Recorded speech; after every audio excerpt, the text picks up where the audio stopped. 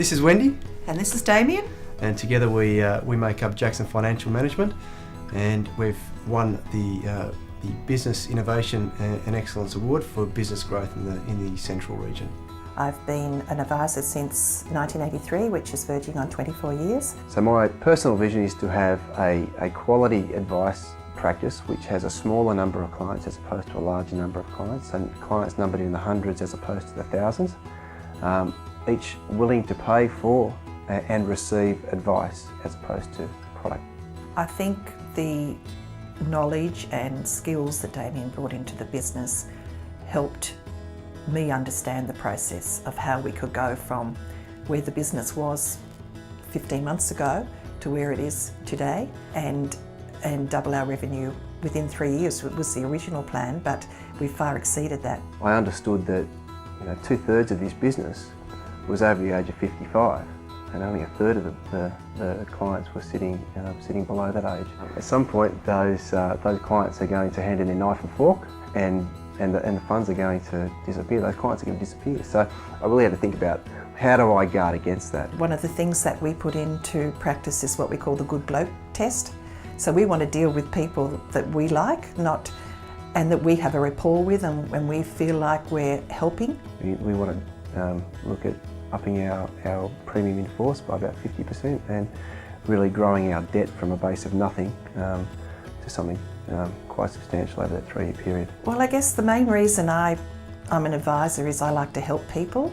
And the money, I find it difficult to talk about the money. And I guess the problem is we undervalue ourselves. We don't really know what our intrinsic value is. When I asked Wendy how much she thought it was going to cost to produce some complex advice for one of our clients in the Grey Army space, she came up with a number, and the actual number of costs that we'd worked out was about 4 times more than what she thought it was. So I think that was a pretty key point. When we presented our changes to clients, they were so receptive, and often they would be saying, please let me sign off on this before we had even got to the end of our story.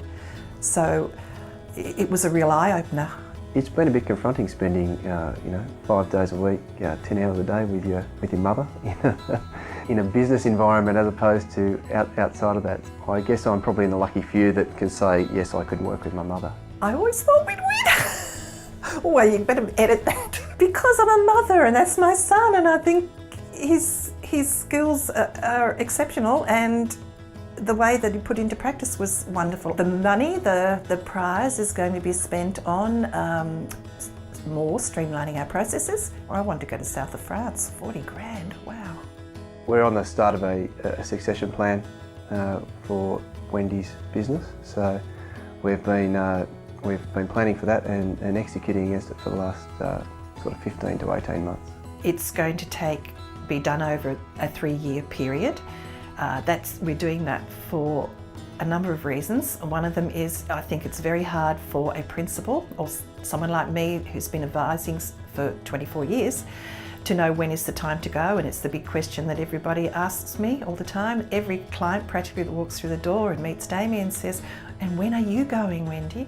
Also from the financial side of things, it's very hard for a younger person to buy into an established business, and if we did it over 3 years it would be easier if we did it in 3 tranches. I actually don't think that what we've done is rocket science. I think it's just discipline at the end of the day. In the meantime, I benefit at the end because because we put this growth strategy into place, the business is growing all the time, and by the time I exit, the business will be worth actually quite a lot more by then, and then the children's inheritance will be much larger.